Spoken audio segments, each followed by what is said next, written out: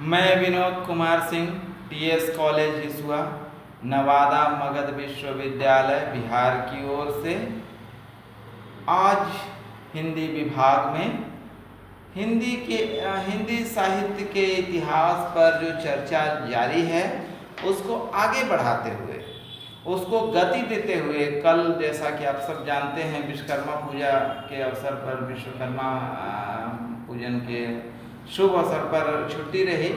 आज फिर से हम लोग मिले हैं और आज रीतिकाल पर बातचीत के लिए हम सब तैयार हैं, क्योंकि भक्तिकाल पर बातचीत हुई है और अब रीतिकाल पर हम लोग चर्चा की ओर अग्रसर हैं, बढ़ रहे हैं।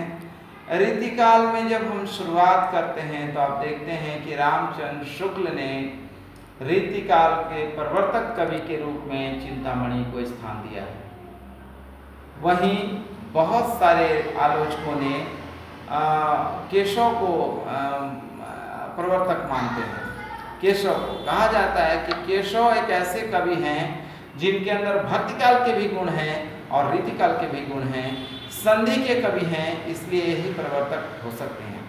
लेकिन रामचंद्र शुक्ल ने केशव को प्रवर्तक नहीं माना। उन्होंने कहा कि काल के हिसाब से, समय के हिसाब से देखें तो चिंतामणि इसके प्रवर्तक कवि हैं। खैर, यह विवाद का विषय है, डिबेट का टॉपिक बन सकता है, इस पर हम नहीं जाएंगे। हाँ, क्योंकि हम लोग इतने बड़े आलोचक नहीं हैं, मात्र एक शिक्षक हैं। शिक्षक का काम है जो है उसी को आगे रास्ता दिखाना स्टूडेंट को, विद्यार्थी। तो मित्रों, हम लोग बात करेंगे आज रीतिकाल के मुख्य बिंदुओं पर, जिसमें आप देखेंगे कि रीतिकाल का नाम रीतिकाल क्यों है। रीति का अर्थ होता है परंपरा और काल का अर्थ होता है समय।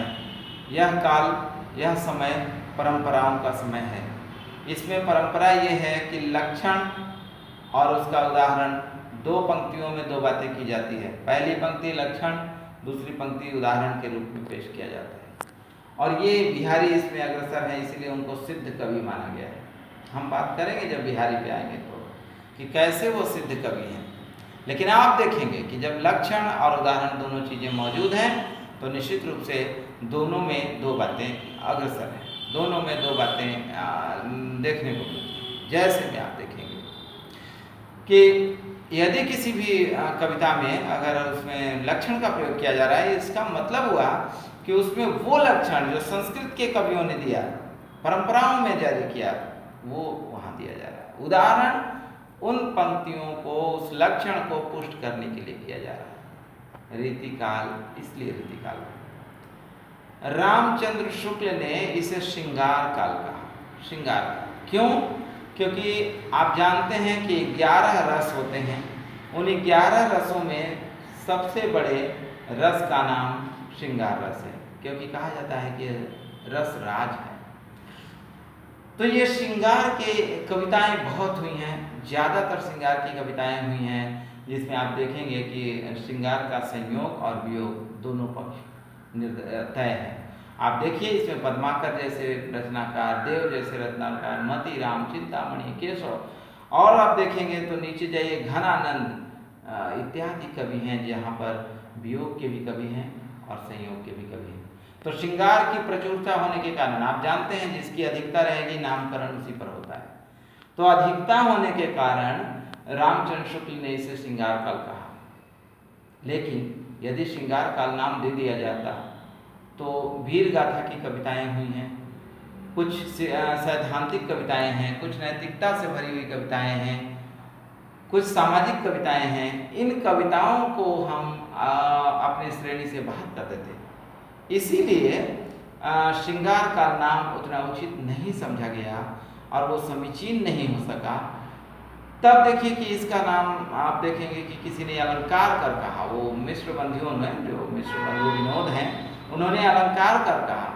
अगर हम मानते हैं कि अलंकार काल हो तो अलंकार माने सजावट का कविता, यानी इन कविताओं में कविता के बाह्य भागों पर विशेष गौर किया जाएगा। लेकिन क्या घनानंद जैसे कवि को या गिरधर जैसे कवि को आप केवल बाह्य कविता के लिए रखेंगे?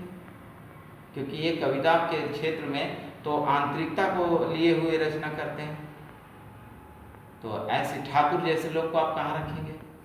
इसलिए अलंकार काल में आंतरिकता का जो एक समावेश है उसका अभाव दिखता है। तो यदि इसका अभाव हो गया तो अलंकार काल नाम देना समीचीन नहीं होगा, इसलिए ये नाम उतने उचित नहीं माना गया। आप देखेंगे कि इसके बाद रमाशंकर शुक्ल रसाल कहते हैं, रमाशंकर शुक्ल रसाल, उनका कहना है कि ये काल कला काल है, कला से भरा हुआ, कलाओं से भरपूर। कला तो है क्योंकि रीति काल की रचनाओं में कला बहुत ज़्यादा है। इसमें आप देखेंगे राजा को खुश करने के लिए कविताओं की कलाबाजी हो रही है, नक्शिक वर्णन हो रहा है, नाखून से लेकर और शिक माने चोटी तक का वर्णन किया जा रहा है।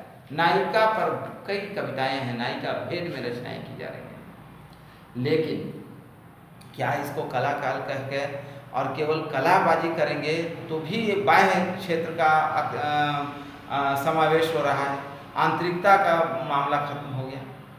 इसलिए हम कला काल भी कह के आंतरिकता को समाप्त नहीं कर सकते। अगर ये समाप्त करेंगे तो घनानंद, गिरधर, बृंद कवि, ठाकुर, इन सबको किस श्रेणी में आप रखेंगे? बिहारी जैसे को भी रख लीजिए तो आप कहाँ ले जाएंगे?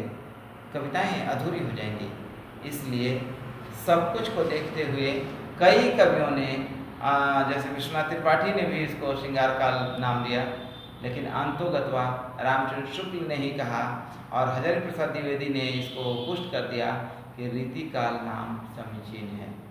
सब कुछ को देखते हुए इसमें कला भी है, आंतरिकता भी है, बाह्य भी है, रचनाओं के सारे बोध मौजूद हैं, तो रीति काल इसका नाम निश्चित रूप से सही, उचित और सार्थक होगा। और यही कारण है कि यह काल रीति काल के नाम से जाना गया। रीति काल में चीज़ें परंपराओं के साथ जुड़ेंगी और फिर परंपराओं के साथ जुड़कर परंपराओं को अग्रसर करने के लिए, उसको गति देने के लिए कार्य होंगे, और वह कार्य है कविता का। कविता यानी उसमें कविता पेश की जाएगी जिसमें कलाओं का भी समावेश है, अलंकार का भी है, श्रृंगार का भी है, और फिर देखेंगे आप कि सब कुछ को मिलाकर परंपराओं का बोध हो रहा है। इसलिए यह काल रीति काल के नाम से जाना जाता है और हम सब जानते हैं। ये नामकरण पर बातचीत यदि आप परीक्षा में करते हैं तो निश्चित रूप से रीति काल को स्थापित करना होगा। अंतिम पैराग्राफ में जब आप बात करने जाएंगे तो निश्चित रूप से आप रीति काल पे बातचीत करेंगे और कहेंगे निष्कर्षतः यह कहा जा सकता है कि रीति काल ही नाम समीचीन है, सार्थक और सुदृढ़ है।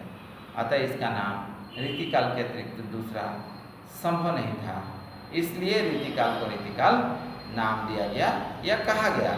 इसका काल हमने बताया ही था कि लगभग 1700 से लेकर 1900, 200 वर्षों का काल है। अच्छी कविताएं हुई हैं जिसमें कला है, श्रृंगार है, रस का बड़ा अच्छा मिश्रण है, नैतिकता भी है, सामाजिकता भी है, सारी चीज़ों पे बातचीत की जाएगी। आज के लिए हम सब इतना ही रखते हैं। बहुत बहुत धन्यवाद, बहुत बहुत धन्यवाद।